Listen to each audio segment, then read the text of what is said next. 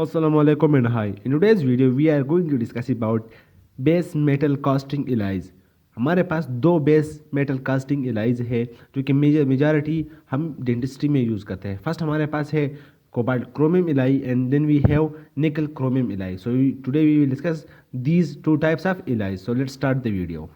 अच्छा, first of all हमारे पास है कोबाल्ट क्रोमियम एलाइज. देखो कोबाल्ट क्रोमियम एलाइज की कंपोजिशन देख लो. इसके एक मेजर एलिमेंट्स है और एक माइनर एलिमेंट्स है. मेजर एलिमेंट्स में हमारे पास कोबाल्ट है, जैसा कि नाम से ही वाज़ेह है. क्रोमियम है एंड निकल है. कोबाल्ट हमारे पास कितने परसेंट है? 35 से लेकर 65% तक. देखो कोबाल्ट क्रोमियम में जितना कोबाल्ट का कंसंट्रेशन है और जितना क्रोमियम का है उतना ही कंसंट्रेशन निकल क्रोमियम में निकल और क्रोमियम का है. तो यहाँ पर आप याद कर लो, वहाँ पर फिर याद करने की ज़रूरत नहीं. कोबाल्ट है हमारे पास 35 से लेकर 65% तक बाय वेट. क्रोमियम है हमारे पास 28% से लेकर 30% तक. ये अक्सर एमसीक्यूज़ में और एचसीक्यूज़ में पूछा जा सकता है. और निकल हमारे पास एक स्कैवेंजर है जो कि कितने परसेंट है? 0.30%. इन दोनों का कंपोजिशन ये परसेंटेज याद कर लो, इसकी ज़रूरत नहीं. अच्छा, माइनर एलिमेंट हमारे पास है मोलिब्डेनम है, सिलिकॉन एंड मैंगनीज है एंड कार्बन है.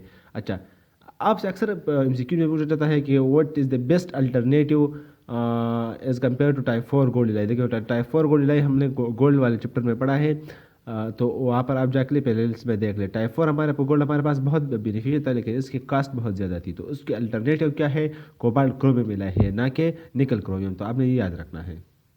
अच्छा, इससे एमसीक्यूज आता है कि ईच कंपोनेंट का रोल लेके. देखो कंपोनेंट्स का रोल ऑलमोस्ट कॉन्साइज है, मैचिंग है, लेकिन थोड़े बहुत डिफरेंसेस है डिफरेंट एलाइज में. तो आपने ये याद रखना है और कंफ्यूज नहीं करना. जैसा कि इमोनिया हमारे पास है, तो इमोनिया का पोर्सिलिन में अलग काम है, इसके अलावा इमोनिया का गोल्ड में अलग काम है. तो आपने कंफ्यूज नहीं होना इनमें. अच्छा, cobalt and nickel are hard and strong metals. देखो कोबाल्ट एंड निकल क्या करेंगे? हार्डनेस इंक्रीज करेंगे, स्ट्रेंथ इंक्रीज करेंगे. क्रोमियम क्या करेंगे? Chromium is added to further harden the alloy and also to impart corrosion resistance in combination with cobalt. देखो chromium क्या करता है? फर्दर हार्डनिंग, सोल्यूशन हार्डनिंग करता है. सोल्यूशन हार्डनिंग हमने पढ़ा है. तो ये क्या करेगा? सोल्यूशन हार्डनिंग करेगा. और इसके अलावा क्या करेगा? हमारे पास पेसिवेटिंग इफेक्ट भी क्रोमियम की वजह से है. जो जब पेसिवेटिंग इफेक्ट हो जाएंगे तो metal will be resistant to corrosion.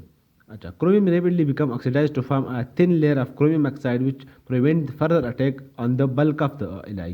देखो हमारे पास ये एक मेटल है, तो इसके जो सरफेस पर जो क्रोमियम है, ये जो क्रोमियम है ये क्या करेगा?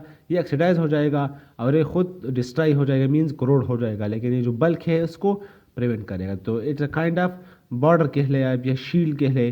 तो खुद तो ये ऑक्सीडाइज हो जाएगा, खुद भी करोड हो जाएगा, लेकिन इंटरनली जो बल्क है, जो हमारे पास मेटल है जिस पर ये अप्लाई हुआ है, उसको ये बचाएगा या सेफ रखेगा. अच्छा, minor elements are generally added to improve casting and handling characteristics and modify mechanical properties. आपसे मोलिब्डेनम का रूल पूछा जाए या हमारे पास निकल का पूछा जाए, इसके अलावा जो मैंगनीज का पूछा जाए, तो casting ability and handling characteristics को इम्प्रूव करते हैं. अच्छा, कास्टिंग एबिलिटीज को इम्प्रूव करने का क्या मतलब है?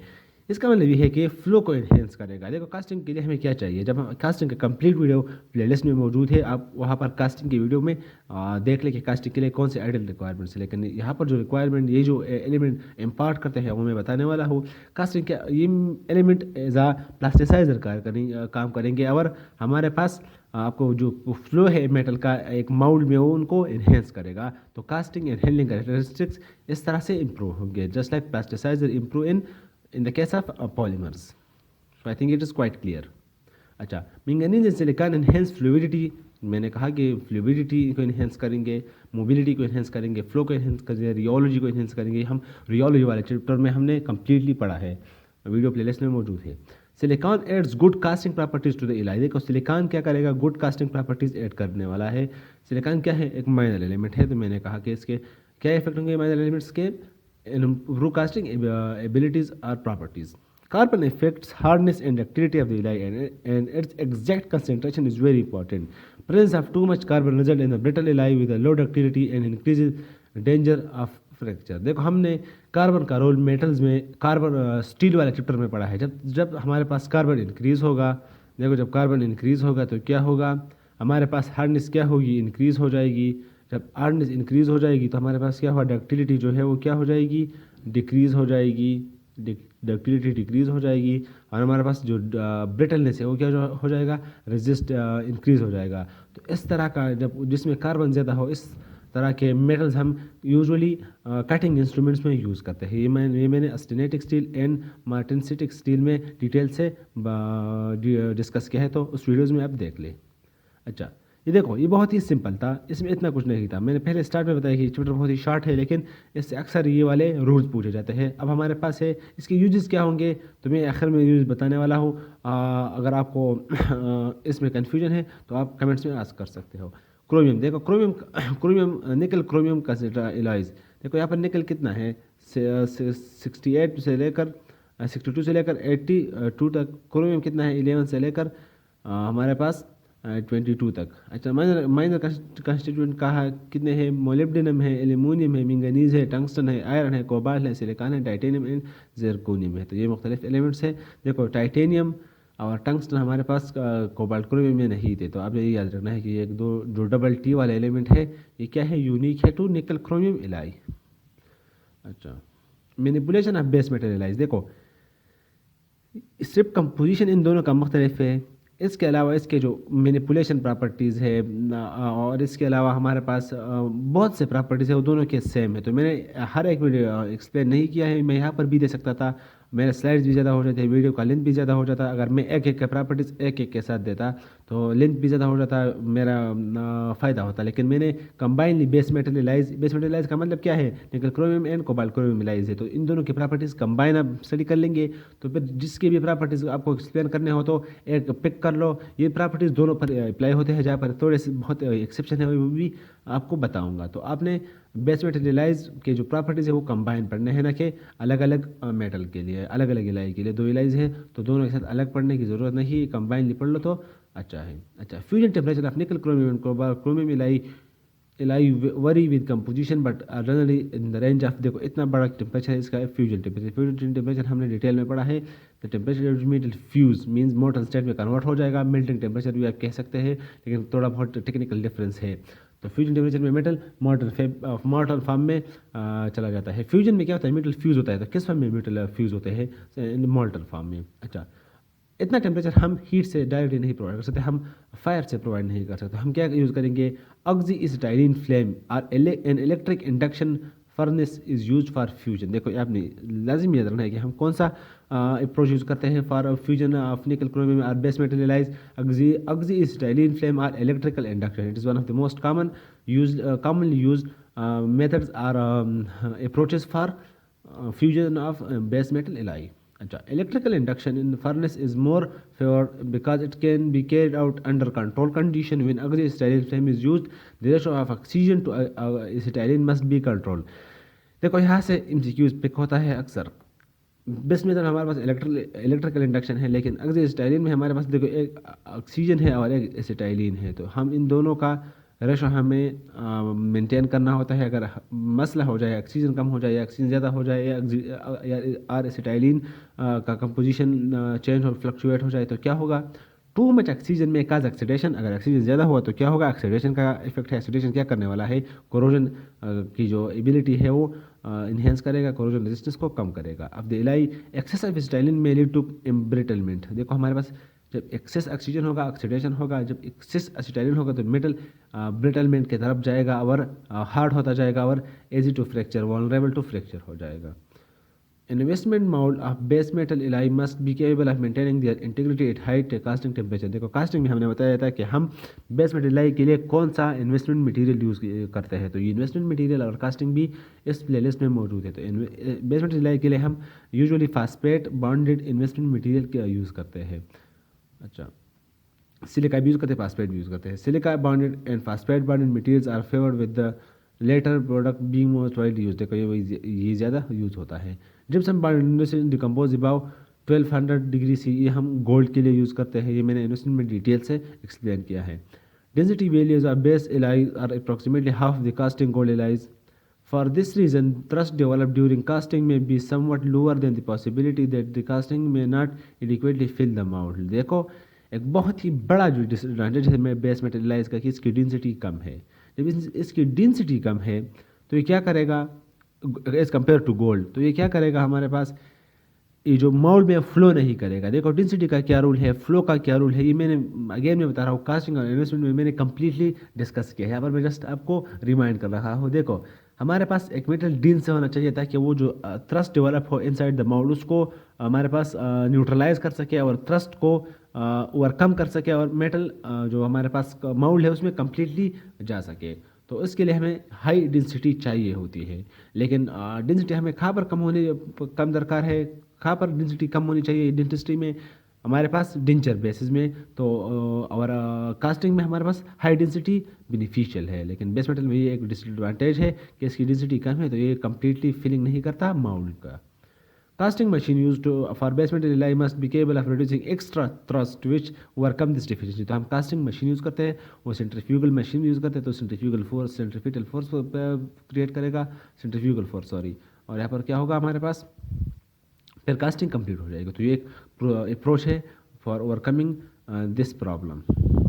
अच्छा, प्रॉब्लम में भी aggravated if the investment is not sufficiently porous to allow escape of gases. देखो ये प्रॉपर्टीज किस चीज़ की जा रहे हैं, देखो आपने कंफ्यूज हुई, ये प्रॉपर्टीज में बेस मेटल एलाइज के ही पढ़ रहा हो, और बेस मेटल एलाइज में निकल क्रोमियम एंड कोबाल्ट क्रोमियम दोनों आ रहे हैं। तो ये दोनों की प्रॉपर्टीज है, अगर एक की प्रॉपर्टीज भी पूछी जाए तो ये सारे आप लिख सकते हो, लेकिन जस्ट स्मॉल डिफरेंसेज है वो मैं आपको हाईलाइट करते जाऊँगा। अच्छा, greater expenses in producing cobalt chromium metal casting is the time required for trimming and polishing. देखो अगर हम इससे कास्टिंग क्रिएट भी करें तो उसमें हमारे पास आप कह लें कि ट्रिमिंग और पॉलिशिंग के लिए ज़्यादा टाइम दरकार होगा, क्योंकि इसमें हमारे पास इनकम्प्लीट फिलिंग हो सकता है, फिनिंग हो सकता है, बबलिंग हो सकता है, पोरासिटीज हो सकते हैं। तो ये मैंने इन्वेस्टमेंट में डिटेल से पढ़े हैं। Further adjustment can be use to use smooth surface requiring less finishing. Painting the wax pattern with a fine investment may give a further smooth surface. After casting, it is usual to sandblast metal to remove any surface roughness। आपसे पूछा जाए कि हम sand blasting क्यों करेंगे, sand blasting क्या है, एक इब्रेसिव है, हम इब्रेजन करेंगे और मेटल को स्मूथ करेंगे। तो हम इससे क्या करेंगे, what are the benefits are the applications of sand blasting. So you should say any surface roughness को रिमूव करेगा, एडहेरेंट इंडस्ट्रियल मटेरियल को हमारे पास रिमूव करेगा, और लेयर ऑफ ऑक्साइड को रिमूव करेगा, जो कि इस हमारे पास कास्टिंग में आए हुए हैं due to defect in investment और एनी अदर एनवायरमेंटल फ्लक्चुएशंस। तो ये आपने याद रखना है। अच्छा, after sand blasting electrolytic polishing में be carried out of prominence of the metal surface are dissolved and contours of the surface are smoothened। देखो हमारे पास एक कंटोरिंग है, एक कार्विंग है, इसके अलावा हमारे पास एक पॉलिशिंग, ये मैंने डिटेल से एक्सप्लेन किए हैं।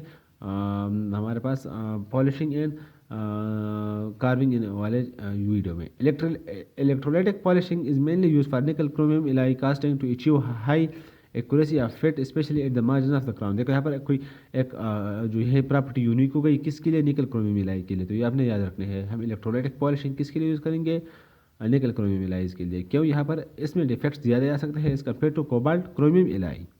Care must be taken to avoid loss of accuracy during polishing. देखो हम इतना एक्सेस पॉलिशिंग नहीं करेंगे कि हमारे पास फिट ही लॉस हो जाए, और जिस तरह डेंचर का वारपेज होता है तो इस तरह इसका भी हमारे पास फिट जो है या एक्यूरेसी जो है वो लॉस हो सकती है, तो हमें एक्सेस पॉलिशिंग नहीं करनी। अच्छा, इस देख लो, इस ये एक समरी है आप कह ले, या आप इस चैप्टर का जो नटशिल में जो पॉइंट्स है वो यही है। देखो यहाँ पर क्या है, अगर आपसे क्वेश्चन आता है तो आपसे इस तरह आएगा कि आप कंपेयर कर ले हमारे पास कोबाल्ट क्रोमियम एलाइज को टाइप 4 गोल्ड से। कोबाल्ट क्रोमियम को हमने किससे कंपेयर करना है, टाइप 4 गोल्ड से, और निकल क्रोमियम को हमने किससे कंपेयर करना है, टाइप 3 गोल्ड से। तो यहाँ पर आपने कन्फ्यूज़ नहीं होना। अब अक्सर इस तरह सिनेरियो बनाई जाती है कि हमारे पास निकल क्रोमियम के properties better than which alloy, so type 4 gold type 3 gold alloy, और कोबाल्ट क्रोमियम में कौन सा है, निकल क्रोमियम, कोबाल्ट क्रोमियम में टाइप 4 गोल्ड इलाई है और निकल क्रोमियम में टाइप 3 गोल्ड इलाई है। तो देखो डेंसिटी मैंने कहा, देखो यहाँ पर आप एक चीज़ को नोट कर लो, जो बेस मेटल इलाई है इसके ऑल प्रॉपर्टीज गोल्ड से ज़्यादा है, लेकिन डेंसिटी और डक्टिलिटी गोल्ड से कम है। Are you getting me? सारे प्रॉपर्टीज़ बेस मेटल इलाइज के कोबाल्ट क्रोमियम इलाइज के टाइप 4 गोल्ड से ज़्यादा है, लेकिन सिर्फ डेंसिटी और डक्टिलिटी जो है वो किसका ज़्यादा है हमारे पास, वो टाइप 4 गोल्ड इलाइज के ज़्यादा है। इसके अलावा fusion temperature, casting shrinkage, tensile strength, proportional limit, modulus of elasticity and hardness किस चीज़ के ज़्यादा है, कोबाल्ट क्रोमियम एलाइज के। तो देखो डेंसिटी का, अगर डेंसिटी इसकी कम है तो क्या डिफेक्ट होगा, मैंने ऑलरेडी कहा है। More difficult to produce defect free casting, for cobalt chromium alloy but denture framework और लाइटर। देखो मैंने कहा कि हाई डेंसिटी हमें कहाँ पर चाहिए, कास्टिंग के लिए, लेकिन हाई लो डेंसिटी हमें डेंचर बेस के लिए चाहिए। तो इसका ही एक बेनिफिट आप कह ले in the case of denture base while concern in the case of casting. तो आपने ये याद रखना है। अच्छा, इस दोनों में कास्टिंग के लिए बेस्ट कौन है, गोल्ड है। इन दोनों में डेंचर बेस के लिए बेस्ट कौन है, कोबाल्ट क्रोमियम है। अच्छा, फ्यूजन टेम्परेचर कितना है, इसका 1500 है, इसका 1000 है और 1200 है। Cobalt chromium alloy require electrical induction furnace और oxyacetylene equipment. Can not use gypsum bond investment for cobalt chromium alloys. देखो हम इसके लिए कौन सा यूज़ करेंगे, सिलिका बॉन्डेड और फास्फेट बॉन्डेड। और गोल्ड के लिए यूज़ करें कौन यूज़ करेंगे हम, जिप्सम बॉन्डेड। कास्ट एक्सटिंगेज का 2.3% है। अच्छा, mostly compensated by correct to choice of investment. देखो हमने कंपनसेशन के मुख्तलिफ प्रोसीजर बताए थे। कास्ट एक्सटिंगेज को कम करने के लिए हमने मुख्तलिफ अप्रोचेस बताए थे। हमने सिटिंग एक्सपेंशन कहा था, क्रिस्टलाइन इन्वर्जन कहा था, थर्मल एक्सपेंशन कहा था, हाइग्रोस्कोपिक एक्सपेंशन कहा था, रिंग लाइनर का यूज़ बताया था। वो इन्वेस्टमेंट में कम्प्लीटली वीडियो मौजूद है प्लेलिस्ट में। अच्छा, टेंसाइल स्ट्रेंथ इसका भी ज़्यादा है, बहुत बहुत एक्सेप्टेबल, बल इसका ज़्यादा है। प्रोपोर्शनल लिमिट बहुत एक्सेप्टेबल बस बट कोबाल्ट क्रोमियम का ज़्यादा है। अच्छा, मॉडुलस ऑफ इलास्टिसिटी। देखो यहाँ पर एक बहुत ही इंपॉर्टेंट कंसेप्ट है। मॉडुलस हमें किस चीज़ में मॉडुलस ऑफ इलास्टिसिटी ज़्यादा चाहिए, in the case of clasp, while हमें कहाँ पर कम मॉडुलस ऑफ इलास्टिसिटी चाहिए, in the case of connector. तो देखो cobalt chromium more rigid for equivalent thickness, advantages for connectors. देखो कनेक्टर्स के लिए एडवांटेजेस है, लेकिन क्लास्प के लिए ये डिसएडवांटेजेस है।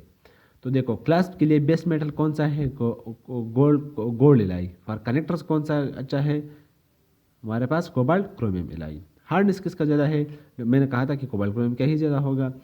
More difficult to polish it but return. देखो इस बात को समझो, हमारे पास जितने भी हार्ड मटेरियल है उसका पॉलिशिंग डिफिकल्ट होता है, लेकिन एक दफ़ा हम पॉलिश कर ले तो उसकी रिटेंशन ज़्यादा है ऑफ पॉलिशिंग। तो स्मूथ जो मटेरियल जो है वो जल्दी पॉलिश होते हैं, लेकिन फिर क्विकली पॉलिश को लॉस्ट भी करते हैं।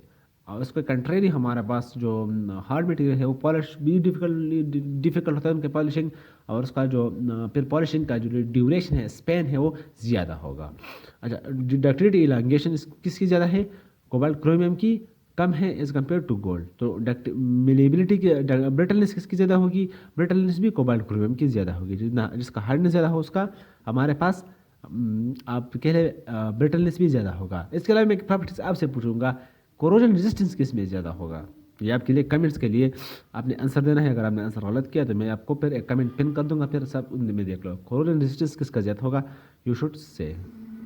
अच्छा, वही प्रॉपर्टीज़ है, उसमें भी डेंसिटी आप देख लें, डेंसिटी इनका कम है और डक्टिलिटी कम है। यहाँ पर दोबारा एक्सप्लेन करने की ज़रूरत नहीं। Fusion temperature, casting shrinkage, tensile strength, proportional limit, models of elasticity, hardness, ये सब इसके भी ज़्यादा है टाइप 3 गोल्ड से। तो आपने यहाँ पर कंफ्यूज बिल्कुल नहीं होना। और अगर आप वहाँ पर देख लो तो दोबारा वही बातें हैं। देखो, more difficult to produce difficult free casting for nickel chromium alloy, nickel chromium alloy require electrical induction furnace और स्टाइलिन equipment, mostly compensated for correct choice of investment, both adequate for application of being considered।